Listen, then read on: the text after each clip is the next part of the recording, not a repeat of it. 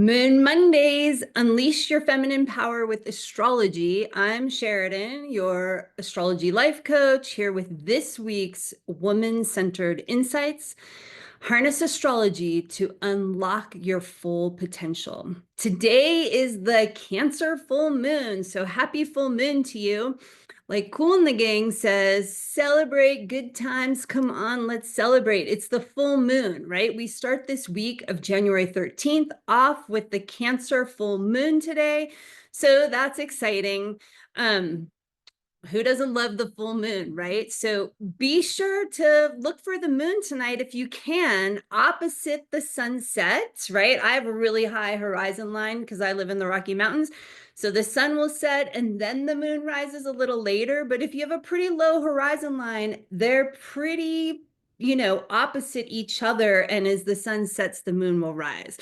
So also look for Venus with Saturn in the western sky, right after the sunset, because they're getting closer and closer this week as they come together exactly on Saturday. So lots is happening in the evening sky right now. And let's talk about, how do you experience full moons? What do they feel like in your body, in your mind, right? Full moons are a time when we can get a little crazy, right? Notoriously, right? We talk about everything goes nuts at the full moons. The night sky is bright with the full moon. We naturally stay up later, stimulated by all that light.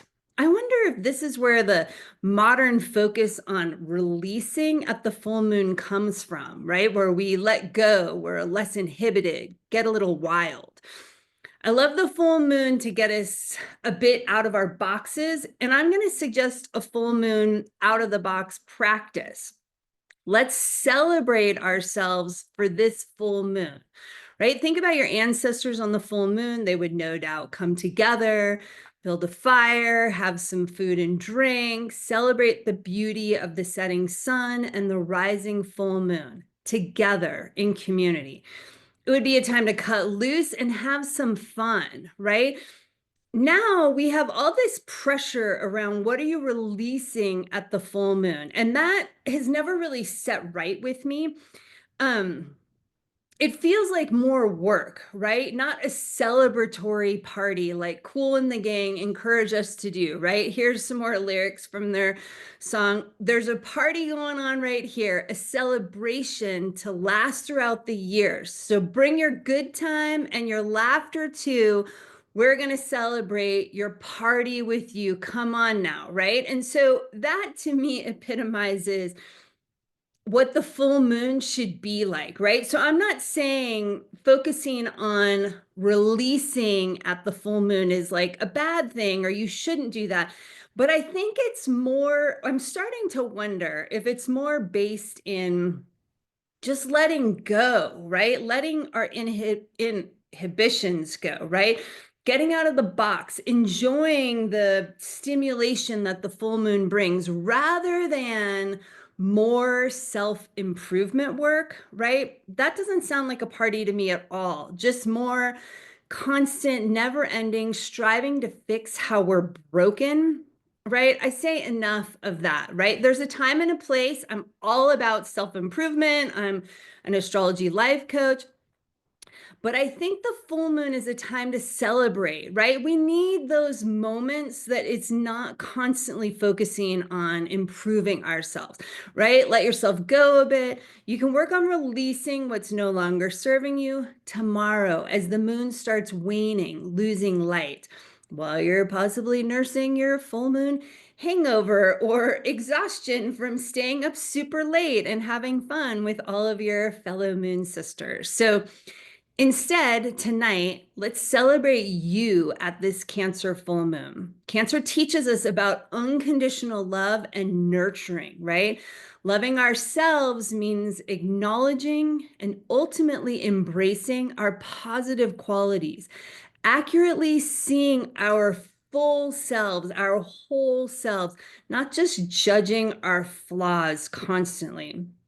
What is one thing that you could acknowledge for yourself today on this Cancer full moon? And if this whole idea of celebrating you like triggers the crap out of you, try choosing something small, like teeny tiny, practically insignificant if you must. But the whole idea is to celebrate at the full moon and let go of the tight, judgmental boxes we hold ourselves within, especially as women, constantly under pressure to be better, do more, improve ourselves, right? Because somehow we're constantly like lacking in this patriarchal mindset. Look for the full moon to be near Mars tonight. Some of us, the United States, where I live included, the moon will occult, pass in front of Mars tonight. The occultation starts around 6:45-ish Mountain Standard Time and lasts until about 7:50, like 50 p.m. Mountain Standard Time. So you can check your time zone and see if it's still night during this timing. If so, you'll likely see the occultation, or at least see it very close, if not fully occulted, right? See the moon and Mars very close to each other. The moon and Mars are exactly conjunct at 3:48 a.m. in the United Kingdom on January 14th. So you Europeans will have to get up in the wee hours of the morning to see the occultation. If the sky is clear tonight, I'll definitely be checking this occultation out. It's so cool to watch the moon approach a planet and then seemingly gobble it up, only to have the planet pop out the other side a little while later. Some of you may have been fortunate enough to see the moon occult Saturn a little over a week ago. Today, tune into the full moon, connect with it visually or energetically, right? And just notice, what's it activating for you? Notice how you feel today. Just noticing simply, that is enough, right? Tune into what you experience with astrology rather than what others tell you, because it's really for you and to help guide you on your path, and no one else can really truly know that except for you. On Tuesday, the moon enters Leo after it passes by Mars, and Leo is always imploring us to love ourselves more. Following on the heels of Cancer teaching us about unconditional love and celebrating something about ourselves, awkward as that can feel for many of us, here we have multiple days inviting us to take one small step towards ourselves with love, right? And that's a beautiful thing.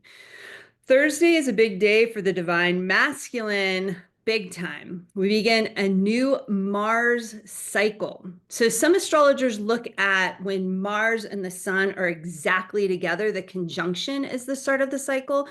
But I learned in the Shamanic Astrology Mystery School that the cycle begins when Mars is in its most visibly brightest, right?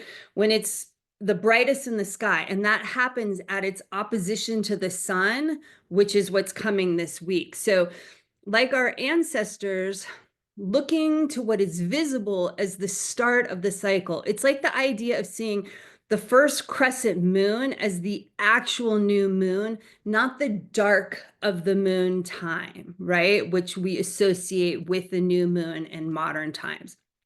So Thursday, we're kicking off a new Mars cycle in Cancer, right? Mars is in Cancer, so the new cycle is starting in Cancer while Mars is at its brightest. I spoke a bunch about Mars and Cancer last week, but I'll add today, let's all lean heavily into opening up our masculine sides to unconditional love, nurturing, taking care of like our young, ourselves, and each other, right? Let's embrace the Cancer side of the masculine and help empower that aspect as we traverse this 2-year Mars cycle, which is characterized by Cancer as the overarching energetic archetypal theme, even though Mars will move through all the different signs of the zodiac in that time. So also on Thursday, the moon enters Virgo, moving into the priestess archetypal energy sign. So let your inner priestess shine.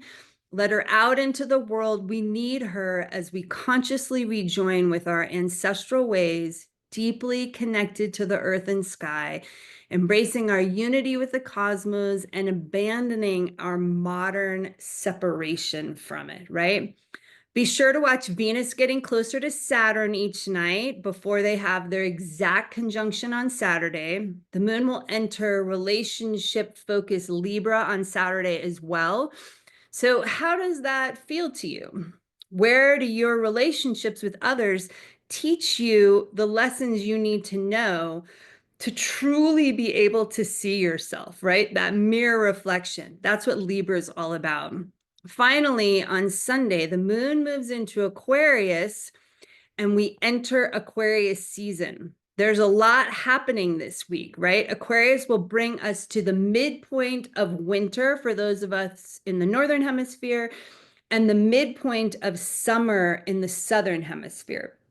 Aquarius offers us space to like step back and see the bigger picture that can help with our Libra moon and exploring how our relationships serve or don't serve us.